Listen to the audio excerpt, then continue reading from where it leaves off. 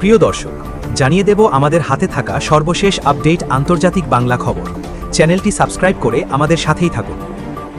Iran ইস্যুতে শিকে চাপ দিতে চীন যাচ্ছেন ট্রাম্প। মার্কিন যুক্তরাষ্ট্রের প্রেসিডেন্ট ডোনাল্ড ট্রাম্প বুধবার ১৩ মে সন্ধ্যায় বেইজিং পৌঁছাবেন বলে নিশ্চিত করেছে হোয়াইট হাউস। ৩ দিনের এই রাষ্ট্রীয় সফরে তিনি চীনের প্রেসিডেন্ট শি জিনপিংয়ের সঙ্গে ইরান যুদ্ধসহ বিভিন্ন দ্বিপাক্ষিক ও আন্তর্জাতিক ইস্যুতে গুরুত্বপূর্ণ আলোচনায় বসবেন। কাতার ভিত্তিক সংবাদ মাধ্যম আল জাজিরার প্রতিবেদন অনুযায়ী এই সফরে ইরান ইস্যুতে চীনা প্রেসিডেন্টকে বিশেষ চাপ দেবেন ট্রাম্প, বিশেষ করে ইরানের তেল বিক্রি এবং তেহরানের সামরিক ও বেসামরিক কাজে ব্যবহারযোগ্য পণ্য ক্রয়ের বিষয়ে বেইজিংয়ের উপর কঠোর অবস্থান নিতে পারে ওয়াশিংটন। হোয়াইট হাউসের principal deputy press secretary Anna Kelly জানিয়েছেন, বৃহস্পতিবার সকালে দুই নেতার উপস্থিতিতে একটি উদ্বোধনী অনুষ্ঠানের পর আনুষ্ঠানিক বৈঠক অনুষ্ঠিত হবে এবং শুক্রবার এই সফর শেষ হবে। কেলি এই সফরকে অত্যন্ত প্রতীকী তাৎপর্যপূর্ণ বলে অভিহিত করে বলেন, এটি চীনের সঙ্গে সম্পর্কের ভারসাম্য রক্ষার এবং মার্কিন অর্থনৈতিক স্বাধীনতা পুনরুদ্ধারের পারস্পরিক স্বার্থকে প্রাধান্য দেবে। উল্লেখ্য, এই সফরটি বছরের শুরুর দিকে হওয়ার কথা ছিল, কিন্তু মধ্যপ্রাচ্যে চলমান যুদ্ধের কারণে গত মার্চ মাসে তা স্থগিত করা হয়েছিল। মার্কিন প্রশাসনের একজন উচ্চপদস্থ আধিকারিক জানিয়েছেন, ট্রাম্প এই সফরে চীন কর্তৃক ইরানকে অর্থায়নের বিষয়টি গুরুত্বের সঙ্গে তুলবেন। সম্প্রতি মার্কিন ট্রেজারি সেক্রেটারি স্কট বেসেন্ট অভিযোগ করেছেন, ইরান সন্ত্রাসবাদের বড় পৃষ্ঠপোষক হওয়া সত্ত্বেও চীন তাদের উৎপাদিত জ্বালানির ৯০% ক্রয় করছে, যা প্রকৃতপক্ষে ইরানের সামরিক সক্ষমতাকে শক্তিশালী করছে। অন্যদিকে ইরান ও ইসরায়েলের যুদ্ধের প্রেক্ষাপটে তেহরান হরমুজ প্রণালী বন্ধ করে দেওয়ায় বিশ্বে জ্বালানি পরিবহনে যে সংকট তৈরি হয়েছে তা নিরসনে বেইজিংয়ের ভূমিকা নিয়ে কথা বলবেন ট্রাম্প। ইরান ইস্যুর পাশাপাশি এই আলোচনায় রাশিয়া ইউক্রেন যুদ্ধে চীনের অবস্থান, দ্বিপাক্ষিক বাণিজ্য এবং মার্কিন প্রযুক্তি ক্ষেত্রের জন্য অপরিহার্য রেয়ার আর্থ মিনারেলস বা রিরো মৃত্তিকা খনিজ নিয়েও আলোচনা হতে পারে।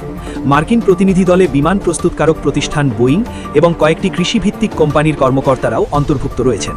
তবে বেইজিং ও ওয়াশিংটনের মধ্যকার প্রধান বিরোধপূর্ণ বিষয় তাইওয়ান ইস্যুতে মার্কিন অবস্থানে কোনো পরিবর্তনের সম্ভাবনা নেই বলে সরকারি সূত্রে জানানো হয়েছে। চীন এই সফরকে যুদ্ধের অবসান এবং মধ্যপ্রাচ্যে স্থিতিশীলতা ফেরানোর সুযোগ হিসেবে দেখছে, কিন্তু মার্কিন নিষেধাজ্ঞার বিষয়ে তাদের অবস্থানে অনড় রয়েছে। যুক্তরাষ্ট্রের নিষেধাজ্ঞা কার্যকরে সহযোগিতা করলে সংশ্লিষ্ট দেশগুলোর জন্য হরমুজ প্রণালী ব্যবহার সহজ হবে না বলে কঠোর সতর্কবার্তা দিয়েছে ইরান। ইরানের রাষ্ট্রীয় বার্তা সংস্থা ইরনার বরাতে রোববার ১০ মে এ তথ্য জানিয়েছে বার্তা সংস্থা এএফপি। প্রতিবেদনে বলা হয়, চলতি বছরের এপ্রিল ও মে মাসের শুরুতে ইরানের তেল পরিবহন, ড্রোন ও ব্যালিস্টিক ক্ষেপণাস্ত্র কর্মসূচির সঙ্গে জড়িত ব্যক্তি ও প্রতিষ্ঠানের উপর নতুন নিষেধাজ্ঞা দেয় যুক্তরাষ্ট্র। একই সঙ্গে হরমুজ প্রণালী অতিক্রমের ক্ষেত্রে তেহরানকে কোনো ধরনের অর্থ পরিশোধ না করতে জাহাজগুলোকে সতর্ক করে ওয়াশিংটন। এর জবাবে ইরানের সেনাবাহিনীর কর্মকর্তা মোহাম্মদ আকরামিনিয়া বলেন, যুক্তরাষ্ট্রের সঙ্গে সমন্বয় করে যারা ইরানের বিরুদ্ধে নিষেধাজ্ঞা কার্যকর করবে তাদের হরমুজ প্রণালী ব্যবহার করতে গিয়ে জটিল পরিস্থিতির মুখে পড়তে হতে পারে। তিনি জানান, হরমুজ প্রণালীতে নতুন নিরাপত্তা ও প্রশাসনিক ব্যবস্থা চালু করেছে তেহরান। এখন থেকে এ পথে চলাচলকারী জাহাজগুলোকে ইরানি কর্তৃপক্ষের সঙ্গে সমন্বয় করে অনুমোদন নিতে হবে। ইরানি কর্মকর্তাদের দাবি, জাহাজ চলাচলের অনুমতি ও টোল আদায়ের নতুন প্রক্রিয়া ইতোমধ্যে কার্যকর হয়েছে। শিপিং বিশ্লেষক প্রতিষ্ঠান লয়েডস লিস্ট ইন্টেলিজেন্স জানিয়েছে, এ উদ্দেশ্যে পার্সিয়ান গালফ স্ট্রিট অথরিটি নামে নতুন একটি সংস্থা গঠন করেছে ইরান। জাহাজ পরিচালনাকারী প্রতিষ্ঠানগুলোর কাছে অনুমতির জন্য নির্দিষ্ট ফর্মও পাঠানো হয়েছে। এর আগে শনিবার ইরানের পার্লামেন্টের জাতীয় নিরাপত্তা কমিশনের প্রধান ইব্রাহিম আজিজি সামাজিক যোগাযোগ মাধ্যম এক্সে লিখেছেন, যুক্তরাষ্ট্র সমর্থিত অবস্থানের পক্ষে যেসব দেশ দাঁড়াবে তাদের জন্য পরিণতি সুখকর হবে না। সম্প্রতি হরমুজ প্রণালীতে ইরানের আরোপ করা বিধিনিষেধ প্রত্যাহারের আহ্বান জানিয়ে জাতিসংঘ নিরাপত্তা পরিষদে একটি খসড়া প্রস্তাব তোলে যুক্তরাষ্ট্র ও বাহরাইন। ইরানের পার্লামেন্টের ডেপুটি স্পিকার হামিদ রেজা হাজি বাবাই বলেছেন, হরমুজ প্রণালীতে আরোপ করা টোল থেকে প্রথমবারের মতো রাজস্ব আয় করেছে তেহরান। বর্তমানে সীমিত সংখ্যক জাহাজকে এই নৌপথ ব্যবহারের অনুমতি দিচ্ছে ইরান। বিশ্বের মোট তেল ও গ্যাস পরিবহনের উল্লেখযোগ্য অংশ হরমুজ প্রণালী দিয়ে সরবরাহ করা হয়। গত ২৮ ফেব্রুয়ারি যুক্তরাষ্ট্র ও ইসরায়েলের যৌথ হামলার পর থেকে কৌশলগত এই নৌপথে কঠোর নিয়ন্ত্রণ আরোপ করে তেহরান। এর প্রভাবে বিশ্ববাজারে জ্বালানির দাম বেড়েছে এবং আন্তর্জাতিক অর্থনীতিতে নতুন অনিশ্চয়তা তৈরি হয়েছে। সবশেষ জানিয়ে দেব, ইরানের সমৃদ্ধ ইউরেনিয়াম সরিয়ে নেওয়া নিয়ে মুখ খুললেন নেতানিয়াহু।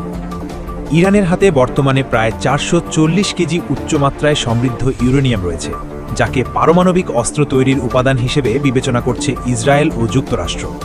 যদিও তেহরানের দাবি, শান্তিপূর্ণ কাজে ব্যবহারের উদ্দেশ্যেই তারা ইউরেনিয়াম সমৃদ্ধকরণ কর্মসূচি চালু করেছিল। এই ইউরেনিয়ামের ভবিষ্যৎ নিয়েই এখন মধ্যপ্রাচ্যের কূটনীতি, যুক্তরাষ্ট্র রাশিয়ার প্রতিদ্বন্দ্বিতা এবং ইরানের নিরাপত্তা কৌশলকে ঘিরে নতুন বিতর্ক তৈরি হয়েছে। মার্কিন প্রেসিডেন্ট ডোনাল্ড ট্রাম্প বলেছেন সম্ভাব্য যে কোনো চুক্তির অংশ হিসেবে ইরানকে তাদের উচ্চমাত্রায় সমৃদ্ধ ইউরেনিয়াম যুক্তরাষ্ট্রের হাতে তুলে দিতে হবে। অন্যদিকে রাশিয়ার প্রেসিডেন্ট ভ্লাদিমির পুতিন প্রস্তাব দিয়েছেন ইরান চাইলে তাদের ইউরেনিয়াম নিজেদের দেশে নিয়ে যেতে প্রস্তুত মস্কো। এদিকে ইরানের সমৃদ্ধ ইউরেনিয়াম নিয়ে নিজেদের অবস্থান জানিয়েছেন ইসরায়েলের প্রধানমন্ত্রী বেনিয়ামিন নেতানিয়াহু। তিনি দাবি করেন ইরানের সমৃদ্ধ ইউরেনিয়ামের মজুদ সরিয়ে নিতে হবে এবং সেটি না হওয়া পর্যন্ত যুদ্ধ শেষ হয়েছে বলা যাবে না। সোমবার বার্তা সংস্থা এএফপি এক প্রতিবেদনে এ তথ্য জানিয়েছে। মার্কিন সম্প্রচার মাধ্যম সিবিএস নিউজকে দেওয়া এক সাক্ষাৎকারে নেতানিয়াহু বলেন, যুদ্ধ এখনও শেষ হয়নি, কারণ ইরানে এখনও সমৃদ্ধ ইউরেনিয়াম রয়েছে, সেগুলো ইরান থেকে সরিয়ে নিতে হবে। একই সঙ্গে সমৃদ্ধকরণ কেন্দ্রগুলো অকেজো করতে হবে। কিভাবে ইউরেনিয়াম সরানো হবে এমন প্রশ্নের জবাবে তিনি বলেন, সেখানে গিয়ে ইউরেনিয়াম বের করে আনতে হবে। নেতানিয়াহু আরও দাবি করেন প্রেসিডেন্ট ট্রাম্পের অবস্থানও একই ধরনের, তবে সামরিক পদক্ষেপ নিয়ে সরাসরি কোনো মন্তব্য করতে চাননি তিনি। ইউরেনিয়াম সরানোর ক্ষেত্রে সামরিক অভিযানের পরিবর্তে একটি সমঝোতা চুক্তিকেই বেশি গুরুত্ব দিয়েছেন নেতানিয়াহু। তিনি বলেন, চুক্তির মাধ্যমে যদি বিষয়টি সম্ভব হয় সেটাই সবচেয়ে ভালো উপায়। একই সঙ্গে তিনি জানান, ইরানের সমর্থিত বিভিন্ন গোষ্ঠী এখনও সক্রিয় রয়েছে এবং দেশটি পুরোপুরি ব্যালিস্টিক ক্ষেপণাস্ত্র উৎপাদন বন্ধ করেনি, যদিও ইসরায়েল তাদের সেই সক্ষমতা অনেকাংশে কমিয়ে আনতে পেরেছে বলে দাবি করেন তিনি।